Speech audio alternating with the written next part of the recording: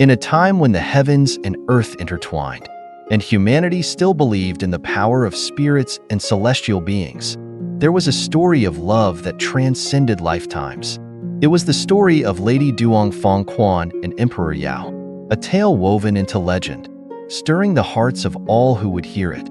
Lady Duong Phong Quan was born in a far-off eastern land, where mountain winds swept through vast forests and mingled with the rivers below.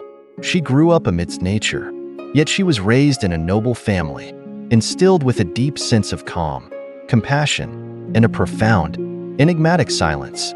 Her family knew from a young age that she was no ordinary woman. Her poised demeanor and piercing gaze hinted at a soul rich with secrets. Emperor Yao, a young ruler renowned for his intellect and compassion, had heard whispers of Lady Duong Phong Quan, famed for her rare beauty and wisdom. But it was only when he met her at a grand banquet that he truly understood. She was more than mere tales could capture. The woman standing before him possessed the beauty of a cherry blossom in morning dew. Yet her gaze was intense, as though she could see into the very depths of his mind.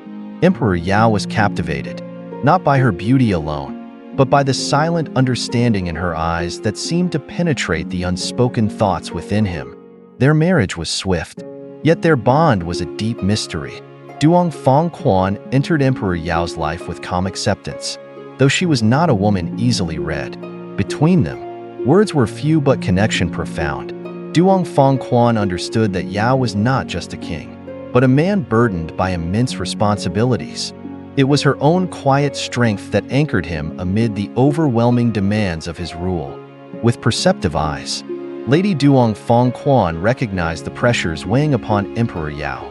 In the rare moments they shared alone, lying together beneath the cool moonlight or wandering the palace gardens, she would speak to him of life's simple wonders, of peasants toiling in the fields or the farmer's wife awaiting her husband's return. Through her stories, Yao was able to feel life's raw essence, stripped from the cold trappings of power. The love they shared was not easy, nor was it shallow. It was a love that pulsed beneath the surface, silent yet fiercely alive. Duong Phong Quan was not a woman to be conquered. She was the one who had conquered Emperor Yao's heart through steadfast loyalty and a wisdom that held him spellbound. She alone could read the intricacies of his thoughts without a word spoken. On countless sleepless nights, as wars raged on the borders, Lady Duong Phong Quan sat beside him, her hand gently resting upon his. Her quiet presence calmed him, reminding him that, as long as she was by his side, he could weather any storm. During one harrowing campaign, Emperor Yao returned to the palace, gravely wounded. Though he tried to mask his pain, his eyes betrayed him. Duong Phong Quan saw her husband suffering, and her heart ached. She welcomed him back without words, with only a soft gaze and trembling hands as she wiped the blood from his. As time passed, Emperor Yao grew weaker, and Lady Duong Phong Quan bore witness to her beloved's decline.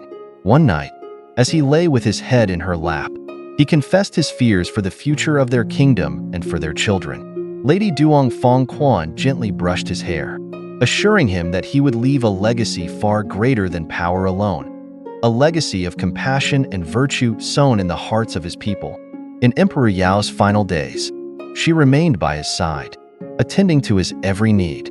In moments of fevered delirium, he would murmur her name, and she would place her hand upon his chest, soothing him. Lady Duong Phong Quan shed no tears, for she understood that their love transcended life and death.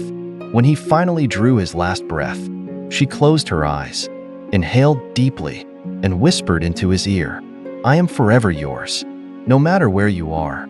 After Emperor Yao's passing, Lady Duong Phong Quan withdrew from the palace, choosing a solitary life in a small home by a river, where she could feel nature's breath and immerse herself in memories of her love.